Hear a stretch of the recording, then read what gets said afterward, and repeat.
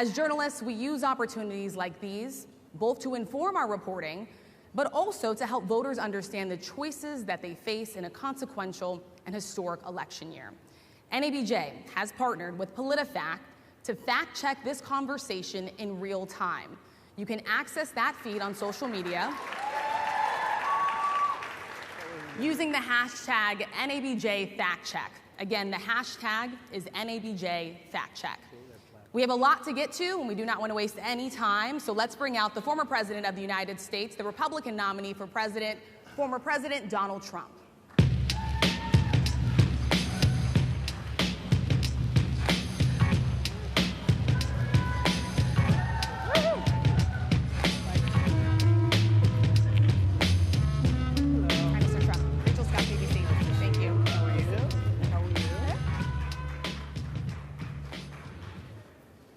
Mr. President, we so appreciate you giving us an hour of your time. I want to start by addressing the elephant in the room, sir. A lot of people did not think it was appropriate for you to be here today. You have pushed false claims about some of your rivals, from Nikki Haley to former President Barack Obama, saying that they were not born in the United States, which is not true. You have told 4 congresswomen of color who were American citizens to go back to where they came from. You have used words like animal and rabid to describe black district attorneys. You've attacked black journalists, calling them a loser, saying the questions that they ask are, quote, stupid and racist. You've had dinner with a white supremacist at your Mar-a-Lago resort. So my question, sir, now that you are asking black supporters to vote for you, why should black voters trust you after you have used language like that? Well, first of all, I don't think I've ever been asked a question so in such a horrible manner. First question. You don't even say, hello, how are you? Are you with ABC? Because I think they're a fake news network, a terrible network. And I think it's disgraceful that I came here in good spirit. I love the black population of this country. I've done so much for the black population of this country. Including employment, including opportunity zones with Senator Tim Scott of South Carolina, which is one of the greatest programs ever for black workers and black entrepreneurs. I've done so much, and and I say this, historically black colleges and universities were out of money, they were stone cold broke, and I saved them, and I gave them long-term financing, and nobody else was doing it. I think it's a very rude introduction. I don't know exactly why you would do something like that. And let me go a step further. I was invited here, and I was told my opponent, whether it was Biden or Kamala, I was told my opponent was going to be here. It turned out my opponent isn't here. You invited me under false pretense. And then you said, you can't do it with Zoom. Well, where's Zoom? She's going to do it with Zoom, and she's not coming. And then you were half an hour late. Just so we understand, I have too much respect for you to be late.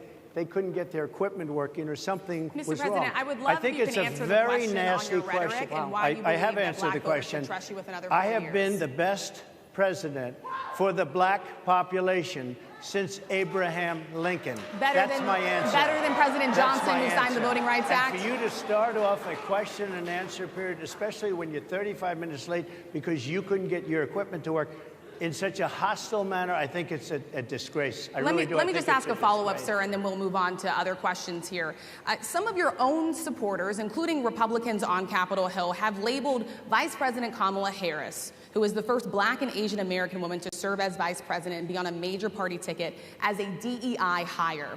Is that acceptable language to you? And will you tell those Republicans and those supporters to stop it? How do you define DEI? Go ahead. How do you define diversity, equity, inclusion? Okay, yeah, go ahead. Is that what your definition? That is give me a literally definition then. Would you give me a definition DEI. of that? Give me a definition of that. Sir, I'm asking you a question, a very direct question. Define it for me, if you would. I just defined it, sir. Do you believe that Vice President Kamala Harris is only on the ticket because she is a black woman? Well, I can say no. I think it's maybe a little bit different. So I've known her a long time indirectly, not directly very much. And she was always of Indian heritage, and she was only promoting Indian heritage. I didn't know she was black. until a number of years ago when she happened to turn black, and now she wants to be known as black.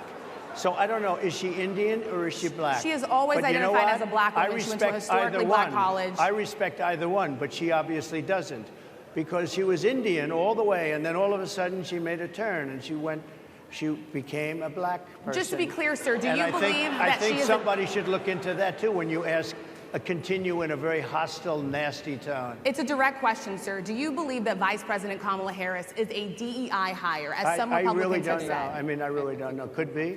There are some, and there are plenty. I know this lady right over there, Harris, is a fantastic person who just interviewed me at length.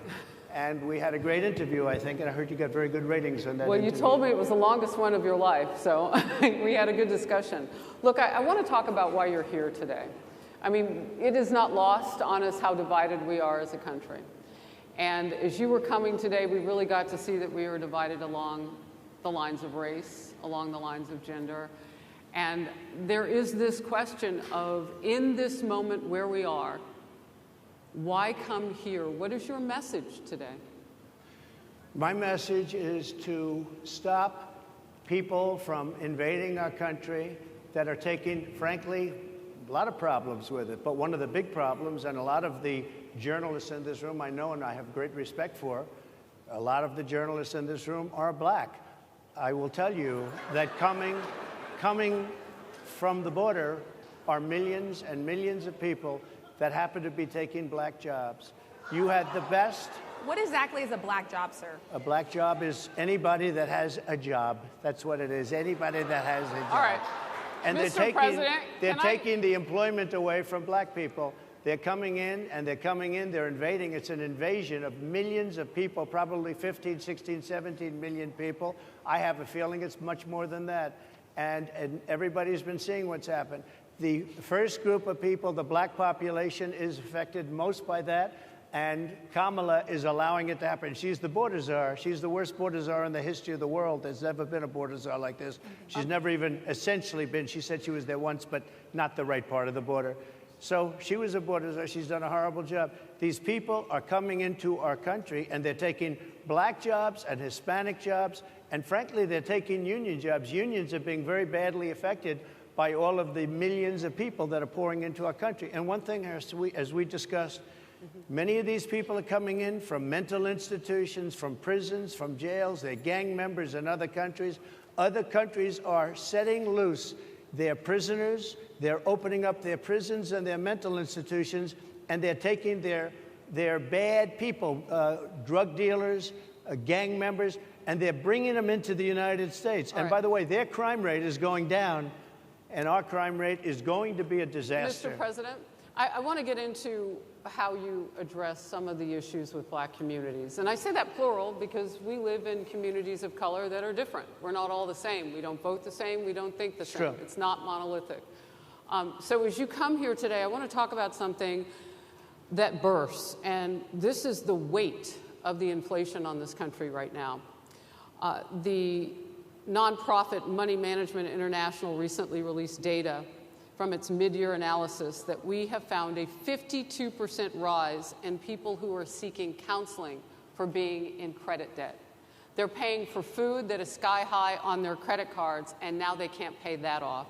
The credit counseling nonprofit MMI, as I said, is saying now that they've seen surges that they haven't seen since we were in a pandemic of people in financial trouble. Much of that falls on the shoulders of single moms, single black moms, when you look statistically. Yeah.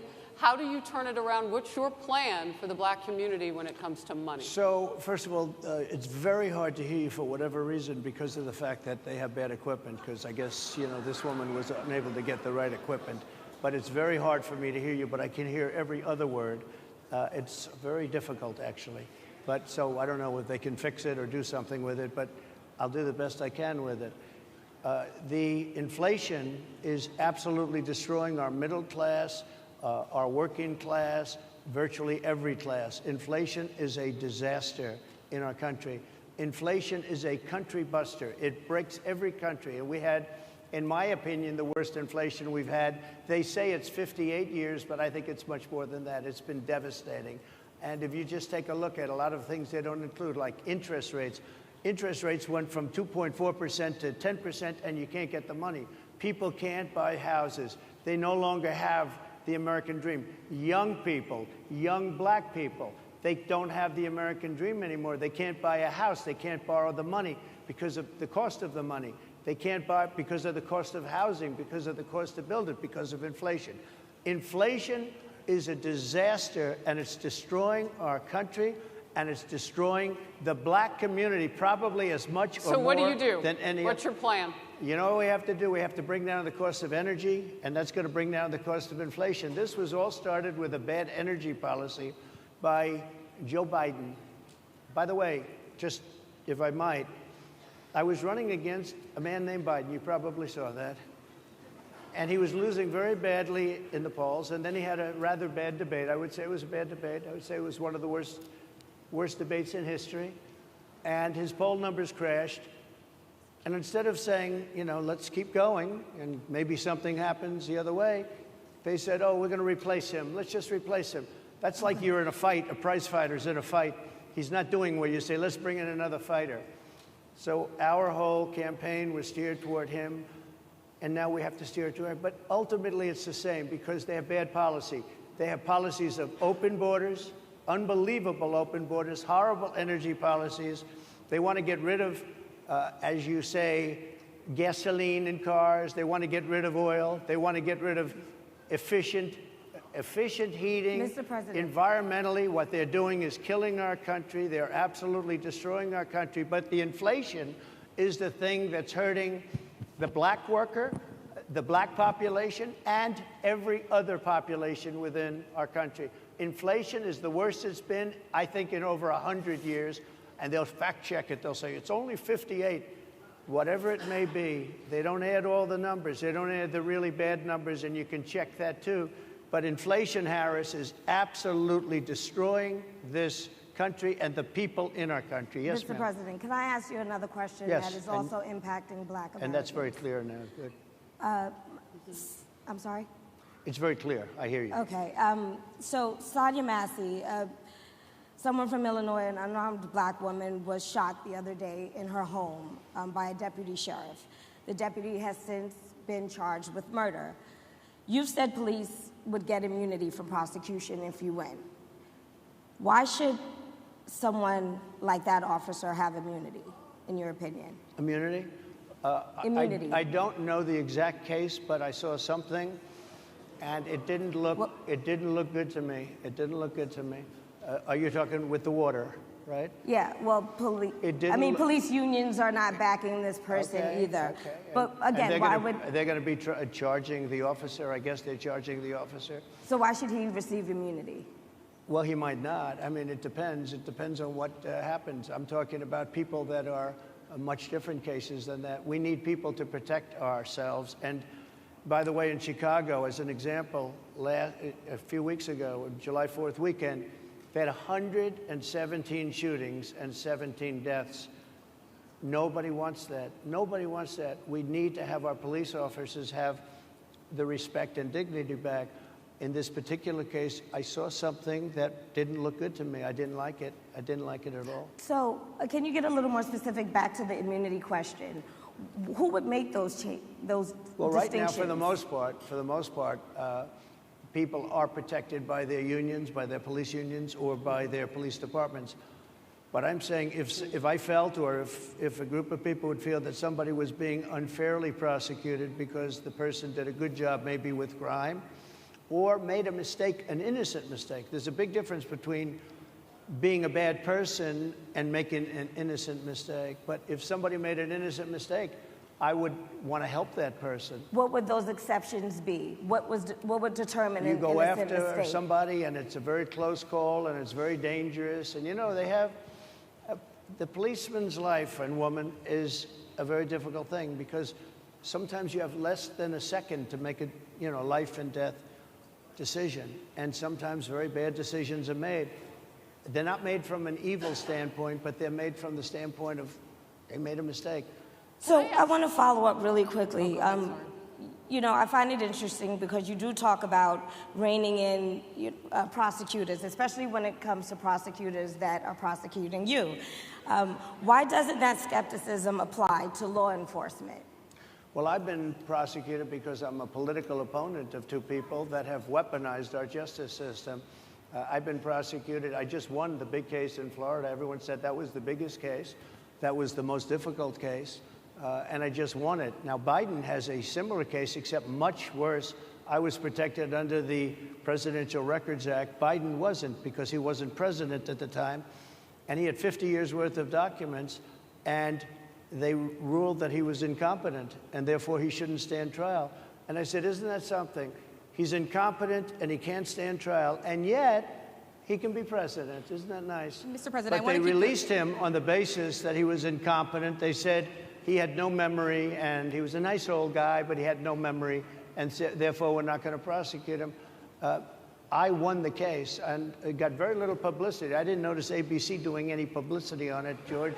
We cover you extensively, sir. I'd love to move over on to different topics. I didn't notice you do any publicity on it at all. I won the case, the biggest case. This is an attack on a political opponent.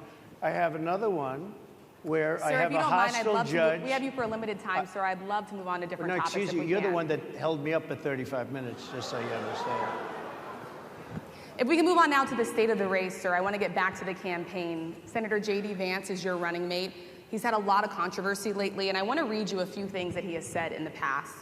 He said the Democrats running the country are a bunch of childless cat ladies who are miserable at their own lives and the choices they've made, and so they want to make the rest of the country miserable too. He's not talking here about how great it is to be a parent. He's attacking what he says are the choices people are making to not have children. Did you know that he had these views about people who do not have children before you picked him to be your running mate, and do you agree with him? No, I know this. He is very family-oriented, and he thinks family is a great thing. That doesn't mean he thinks that if you don't have a family, it's not. I know people with families. I know people with great families. I know people with very troubled families. And I also know people with no families. They didn't meet the right person. Things happen. You go through life, you don't meet the right person. But he's not just talking about families here. He also says that people that don't have children should get less votes than those that do. I'm just speaking for myself. Is that your campaign I think position? I'm speaking for him, too. He strongly believes in family, but I know people with great families. I know people with not great families that don't have a family, and the people without the family are far better. They're superior in many cases, okay? He's not saying they're not. What he's saying is that he thinks the family experience is a very important thing. It's a very good thing. But that doesn't mean that if you grow up and you grow older and you don't meet somebody that would be wonderful to meet and would have been good, that that's a bad thing. He's not saying that. My interpretation, you'll have to ask him, actually, but my interpretation is he's strongly family-oriented, but that doesn't mean if you don't have a family, there's something wrong with it. Just one last point, and then we'll move on. Just one of the bedrock principles of American life is one person, one vote. Senator J.D. Vance has suggested that someone who has children should have more votes than a person who does not have children. I just want to be clear here. Is that the position of your campaign? Well, no, but it's not something I have ever heard before. I can tell you this. Right now you have illegal aliens coming into our country, many from prisons and many from mental institutions, and they want to give them votes. I don't think they should have votes. They came into our country illegally, and they're taking the vote away from all of the people in this room that have been here a long time, that have worked hard, that in many cases, and you'll see this happening, if I'm not elected, you're going to see it happening. If I am, you're not going to have any problem. But you're going to see it happening a long time. You're going to see the people in this room and people outside of this room are going to be losing their jobs to people that have come into this country illegally.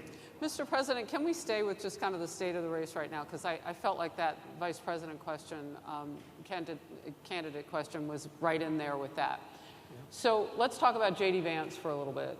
He's had some stumbles out of the gate. I don't know if you're hearing what we hear as reporters, but it's been a tough couple of weeks for him. Why did you choose J.D. Vance? Why did you choose him? And I'm having a hard time hearing, too. I know everybody out there can, but it's hard to hear. I'll tell you why. I chose him because he's a very strong believer in work and the working man and woman, and especially the working man and woman who have been treated very unfairly, because you have many of them many of them in this room. But you have many of those people, they were treated very unfairly. They worked very hard, and they were treated unfairly. He wrote the book that became a bestseller. The movie became a smash hit. He's a very smart guy. Without the benefit of having a family that has contacts, like a father that was well-connected, he got into Yale Law School. He graduated in 2 years from Ohio State, summa cum laude. I mean, you take a look at, his career has been an amazing career. He started off at a level with a difficult family situation, very difficult with the mother and the father and everything else. He ends up going to Yale Law School and was one of the top students, became the head of the Law Journal. I mean, that's an amazing thing. He's a 4-year, he was in the military with great distinction for 4 years, got out, went into business, became successful in business, very successful in business, actually. Did public offerings and other things. And I have to believe in that. I mean, he's somebody that was born in a rough situation. Most of the people know that situation because it was very well documented in his book. And I have a lot of respect for somebody that can get into Yale and become one of the best students in Yale, that meets a young woman at Yale who was also outstanding, and they get married, they have a beautiful family. But he had he's made himself an amazing life. He then goes to Ohio, lives in Ohio, and he had my endorsement. That helped. But he wins the Senate. He becomes a United States Senator. So he's a United States Senator. So Harris, like I respect you for your success, I respect people for their success. The reason I asked the question is because the last time you and I sat and talked was the day that you were shot. We'd been together for much of that day. You left to go to Butler, Pennsylvania, and we didn't know what was next. Yeah. And 2 days after that... I cannot understand. Your microphone I know, is so it is really hard for me to understand you, too. I can understand you perfectly. Because she's closer. I can understand you. I'm happy to hear that, sir. But I can't really understand, Harris. I have a few more questions. Because of the distance, and the mics are really in lousy shape, but I cannot understand Are you asking a question? what you're saying. So what I wanted to say was the last time we spoke, you said some words that were prophetic because I asked you who you wanted to choose for vice president. Yeah. And you said normally it really wouldn't matter what they would bring, you choose somebody that you think has a future, that sort of thing. But you said these words 3.5 hours before an attempted assassination on your life. You told me that bad things happen, Harris. And that's why this decision is important this time. Bad things happen. You said it twice. When you look at J.D. Vance, is he ready on day one? Does he what? Ready on day one, if he has to be. I've always had great respect for him, and for the other candidates too. But I will say this, and I think this is well documented. Historically, the vice president, in terms of the election, does not have any impact. I mean, virtually no impact. You have 2 or 3 days where there's a lot of commotion as to who, like you're having it on the Democrat side, who it's going to be. And then that dies down, and it's all about the presidential pick. Virtually never has it mattered. Maybe Lyndon Johnson mattered for different reasons of what we're talking about, not for vote reasons, but for political reasons, other political reasons. But historically, the choice of a vice president makes no difference. You're voting for the president, and you can have a vice president who's outstanding in every way, and I think J.D. is. I think that all of them would have been. But you're not voting that way. You're voting for the president. You're voting for me. If you like me, I'm going to win. If you don't like me, I'm not going to win. I'm going to get my J.D. Vance question in. J.D. Vance? I'm going to get my J.D. Vance question in. To your point and to Rachel's point, he, has a lot of opinions about childless women like myself or divorced people like yourself. Do you think, my point is here. But at least it was said in a friendly manner. My point is,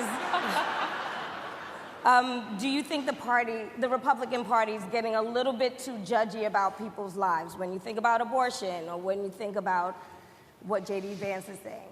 I don't think, look, I think that the Democrat Party is really the one that has the problem. I think they're radical on abortion because they're allowing abortion in the 9th month.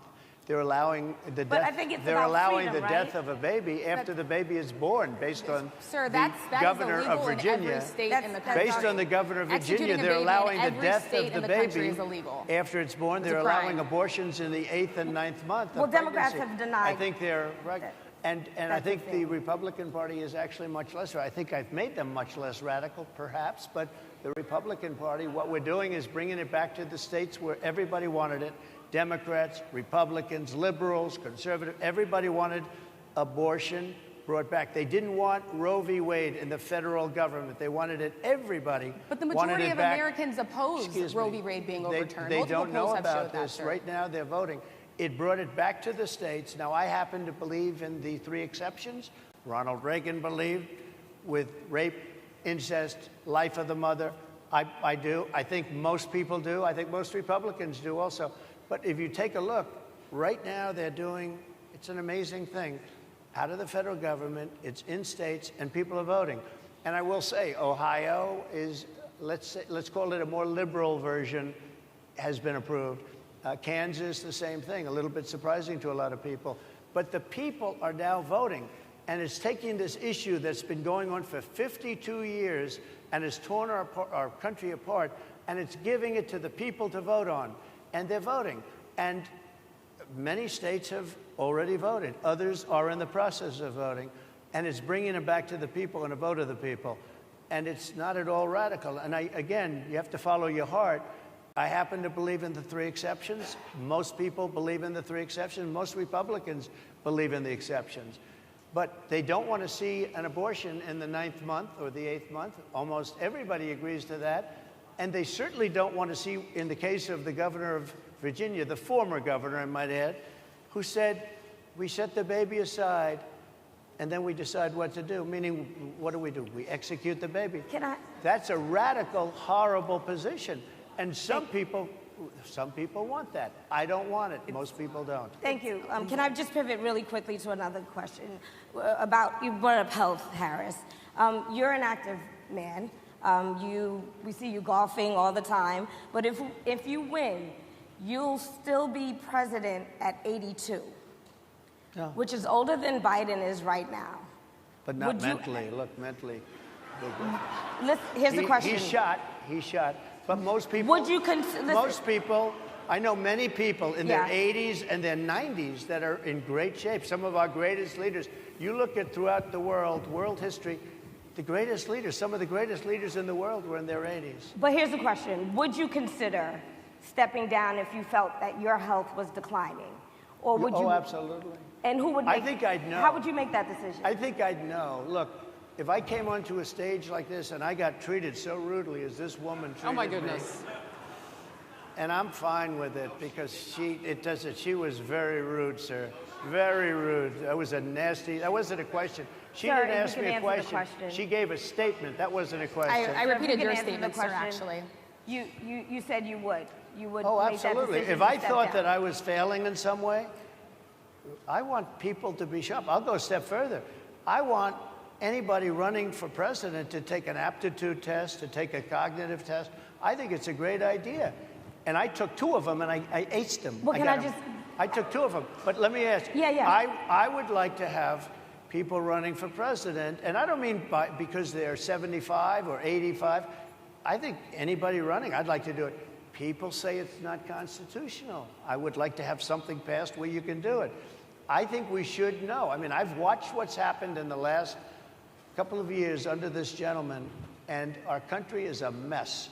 We have inflation. We have the millions of people falling in. We have Afghanistan, which was the worst, most embarrassing moment in the history of our country.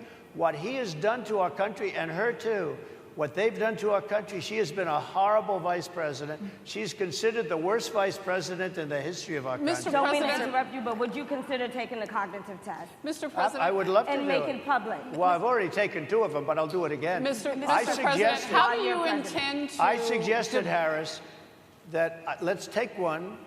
I said, Joe and I will go and take a cognitive test. Now, I'd do it with her, too. I would do it with her also. You know what? She failed her law exam. She didn't pass her law exam, so maybe she wouldn't pass the cognitive test. Mr. Are President, you saying she wouldn't pass? Just to be clear, I'm just giving you the facts. to be clear, you don't think I'm Harris just would how do pass? you giving the intend, facts. and She look, didn't pass her bar exam, and she didn't think she would pass it, and she didn't think she was going to ever pass it. And I don't know what happened. Maybe she passed it. She did pass it. There's a She man did- over she here. did I in fact think pass he it. must work for Mr. her. President, I would love to ask you about January 6th. You've called yourself the candidate of law and order. When Time Magazine asked you if you would consider pardoning all the rioters, you said, yes, absolutely. Sure. You called them patriots. 140 police officers were assaulted that day. Their injuries included broken bones, at least one officer lost an eye, one had 2 cracked ribs, 2 smashed spinal discs, another had a stroke. Were the people who assaulted those 140 officers, including those I just mentioned, patriots who deserve pardons? Well, let me bring it back to modern day. Like about 5 days ago, we had an attack on the Capitol, a horrible attack on the Capitol. You saw the people that were protesting and spraying these incredible monuments, bells, lions, all these magnificent limestone and granite with red paint, red spray paint that will never actually come off, especially in the limestone. It will never, I'm a builder, I know about this stuff. It'll never, you'll see it in 100 years from now. They viciously attacked our government. They fought with police. They fought with them much more openly than I saw on January 6th. What's going to happen to those people? What's going to happen to the people in Portland that destroyed that city? But, sir, my question is on those. What's going to happen to the people that tried to burn My question is on those rioters down? who assaulted Excuse officers. Me. You have to would ask, you pardon what's those going to people? happen? Oh, absolutely, I would. You if would they're pardon innocent, those- If they're innocent, I would pardon them. They've been convicted. And by the way, the Supreme Court just well, they were convicted by a very tough system. How come the people that tried to burn down Minneapolis, how come the people that took over a large percentage of Seattle, how come nothing happened to them? How come the But, people sir, we're that, talking about people that were seen beating officers We're talking with about federal flagpoles, buildings. dragging them down the stairs. They're on They video. try- Have you seen that Really? video, Oh, sir? really? Well, they you would shot- pardon those. You would pardon those rioters? They shot a young lady in the face who was protesting. They shot her in the face. You know, nobody died that day. You do know that. But people died in Seattle. Nobody died, but people died in 140 Minneapolis. officers Do you know were people died in assaulted that Minneapolis? day. And nothing happens, and nobody ever talks, and nothing happens to those people. But you went after the J6 people with a vengeance. And I'll tell you what about the cops that were, and I'm all for the police, as you know, but what about the police that are ushering everybody into the Capitol? Go in, go in, go in. What about that? Look, No one was nothing ushered is into the Capitol, nothing is perfect in life, but you have people from Minneapolis. You have people just from 5 days ago in Washington, D.C. They were having fistfights and fighting with the police. They were spraying and destroying. They were desecrating our monuments in Washington, D.C. 5 days ago, and nothing happened to them. And you can't have two systems of justice. That's why they went after me as a political opponent, because they felt they couldn't win without doing that. And we're going to win our cases, and we're going to be vindicated. But I have to spend a lot of time on that and money. That's what they want. After the election, they won't care. Although in my case, I think they probably will, because the hatred is pretty deep. But I'll tell you, they went after me as a political opponent. That's never happened in our country before, and it sets a terrible, terrible precedent. what do you do on day one if you win? What's your first thing? What do? I close the border. And I do two things, because I can do a lot of things simultaneously. I close the border. We don't want people coming in. We want people to come in, Harris, but they have to be vetted. They have to be checked. They have to come in legally. We want Legal, people. I want yeah. people to come into our country, but they have to be vetted. They have to be checked. So when you say, what do? That, and I drill, baby, drill. I bring energy way down. I bring interest rates down. I bring inflation way down, so people can buy bacon again, so people can buy a ham sandwich again, so that people can go to a restaurant and afford it. Because right now, people can't buy food. Your grocery bills are up 40, 50, 60%, right? She's agreeing to me. Oh, she's agreeing. Thank you. I like you very much. Mr. President, I think we are. But it's true. Your grocery bills are up. And then they're mandating that you buy an all-electric car. You know, Elon Musk endorsed me, and he's a friend of mine. He's a good guy. He's a smart guy. But I'm against everybody having an electric car, okay? I'm very much against that. You have to be able to, if you want a hybrid or if you want a gasoline-propelled car. But, you know, we have more liquid gold, gasoline, oil, under our feet than any other country. More than Saudi Arabia, more than Russia, more than any other country. I want to use it. I want to use what we have. I want to bring down prices, bring down costs, and I also have to stop the invasion. And remember, they're taking your jobs. These people coming in are taking your jobs. Project Mr. Pres- 2025. I think we have to leave it there by the Okay. Trump team. All right. So leave it. That is the last word. Thank you so much, Mr. Trump, for coming today and joining us. Well, thank you very much. They've been telling us. I Thank can't you. hear him. Thank you, everybody, very much. Great Thank honor. you, Mr. President. Thank you. NABJ will email about details regarding the conversation with I Vice could not President hear Kamala anything. Harris in September. Thank you. Thank you very much. Thank you, sir.